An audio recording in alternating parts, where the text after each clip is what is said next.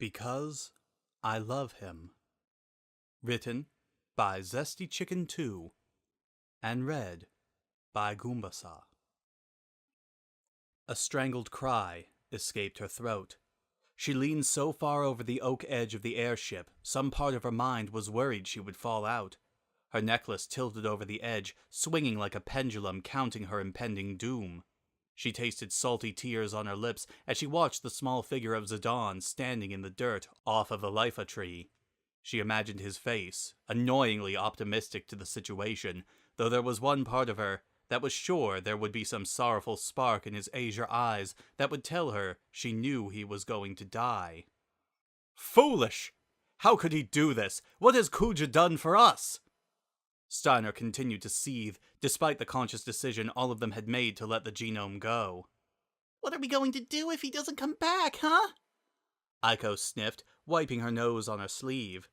Garnet, dagger no longer, could picture it happening, though her mind was elsewhere. Hush, Freya commanded quietly.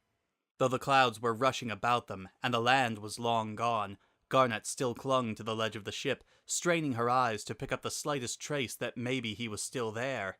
Maybe he was waving them down to come back and pick him up, that he had changed his mind. Tears continued down her face, and her shoulders shook with silent sobs. Princess, Steiner started, sounding more mature than she might have heard him on their entire journey. A heavy hand landed on her shoulder, gently pulling her around. She nearly clawed at the wood, trying to keep a grasp on it, but her exhaustion had won out, and her hands fell pitifully to her sides. She stared up at Steiner with wide, sad eyes. Why do you weep for him so?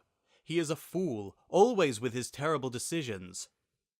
You've never understood, she told him, though her voice held no malice. The wind blew her hair restlessly to the side, and the others stared without pity. For her, and for themselves, for the loss of a great friend. She hated that the doubt that Zidane would come back alive was mirrored in everyone else's eyes. Vivi inched closer to her, unblinking, his eyes holding such love and understanding in them. Vivi, who had been with them from the very beginning of their journey. New sobs racked her small frame as he moved next to her and took her hand. Why do you cry for him so much? Because... She started with a huff, like she didn't understand how he didn't already know. Like the world had whispered it in her dreams, and their company had shouted it from the rooftops. But Steiner still didn't know. Because I love him. But you're Zidane. You're the cool cat, the smooth talker, the such a charming smile you melt girls into a puddle kid. You can't get engaged. Silly Cinna. Zidane snorted with an eye roll. I'm still all those things, just to nobody but Dagger, Garnet. And, of course, my little love bear. Little? Ouch! Cinna griped, throwing a punch that missed by a mile. Blank rolled his eyes as he shuffled along with the group. Besides, he continued as he laced his fingers together, creating a pillow behind his head and leaning it back to watch the sky. Clouds lazily rolled across the shimmering blue, and the sun was just peeking out from behind a particularly fluffy one, looking strangely like a puppy. It won't be for a long time. I just feel like if I have the money now, I want to get it now. I can't believe you're using your hero money on a ring, Blank scoffed. Isn't that Garnet paying for the ring, technically? No, Zidane sighed. That's the taxpayers paying for her ring. Shouldn't it go to education or something? That earned Cinna another smack to the head. It went to the safety of Gaia, Marcus told them matter-of-factly in Zidane's defense. You can't have education with psychos running around trying to put souls into other people's bodies. Cinna, Marcus, don't you for a minute think you're getting out of your share of this fixer-upper work? Ruby's voice suddenly rang down the streets, and the four of them froze like it was a defense mechanism to her shrill commands. She stormed down the way, barely missing innocent bystanders on the streets. Get your lazy butts back here and help me finish, she screeched, and they nearly ran. She's too close now, don't test your luck, man, Blank warned. Can't you control your lover, Blank? Marcus groaned. The shortest of the group's hands shot out so fast the eldest didn't see it coming as he smacked him upside the head so hard that Marcus stumbled. "She's not my lover, you dipshit!" "Girlfriend," Zidane corrected politely. Blank whipped around and narrowed his eyes at the blonde, but he held up his hands in surrender. "I'm not gonna say anything else, don't worry." By that time, Ruby had reached them and grabbed Cinna and Marcus by the ear, dragging them mercilessly away. The remaining two heard the pained cries of the others for blocks before their dismayed sobs disappeared completely. Now Zidane and Blank walked down the streets of Lindblom in a calm silence. They shared moments like this often these days, both having changed from the events of the past year and a half. He let his thoughts wander back to Garnet. He missed her laugh, and the way her eyes would sweep an entire room before she deemed it responsible to speak, especially when Zidane had snuck into the castle to see her. He loved the way she would bite her lip when she was thinking, or how her entire light seemed to swell when she was talking about things or doing things she was passionate about. It had been a week since he had seen her, and he was officially moving to Alexandria after his last few days with his brothers in Lindblom. The last few days that he was an official member of Tantalus. The last time he would leave the troop. It was for good. "We're really still on our way to buy a ring." A laugh bubbled from Zidane's throat. "Lindblom does have the best jewelry store in Gaia." "You're really going to propose?" "Someday," he decided after a moment. Children ran between them, chasing each other and yelling about their simple games in the streets. They heard the river rushing to their right, feeling the coolness of the breeze on the canal in the hot sun and stuffy city. "You're really ready to stand around in stuffy, ridiculous outfits and talk like the nobles we make fun of, and deal with the politics of running a country?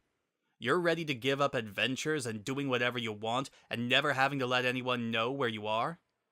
There was another moment of silence as Zidane contemplated.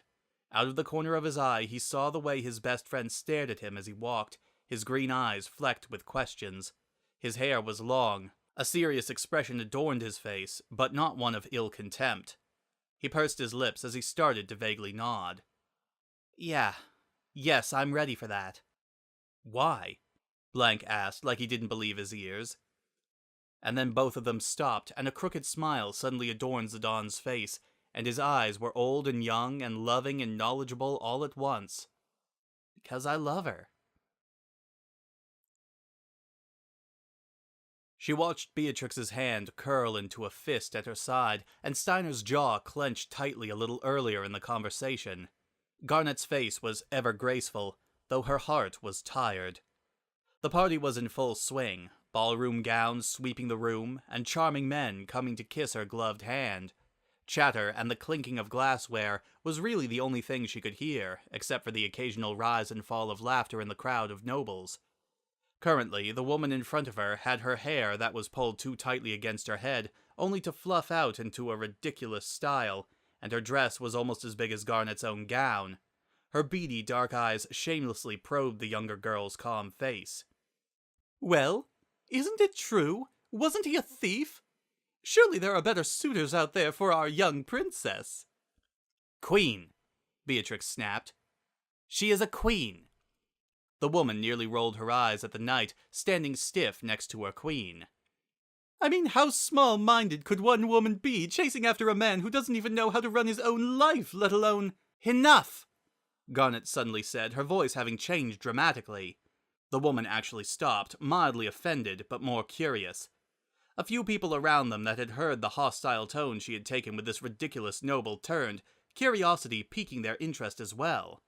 There were many things she wanted to say. She wanted to tell this woman that Zidane was a hero, and she would never understand what he had done for the entire world, let alone Alexandria itself.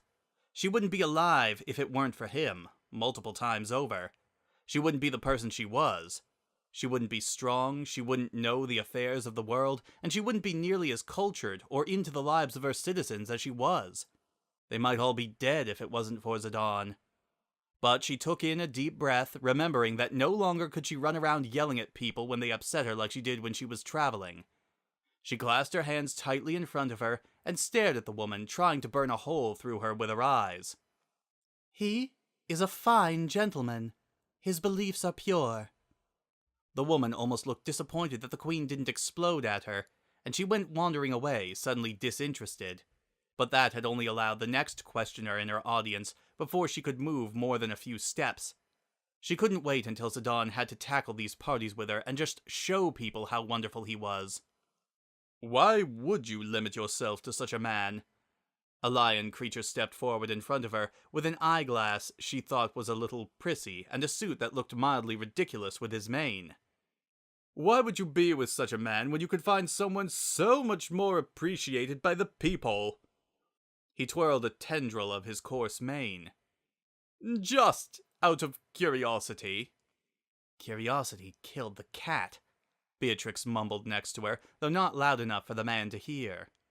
She shrugged, thinking of the only thing she could say in this situation that made complete and utter sense to her, because nothing else about the situation did. Because I love him. The end.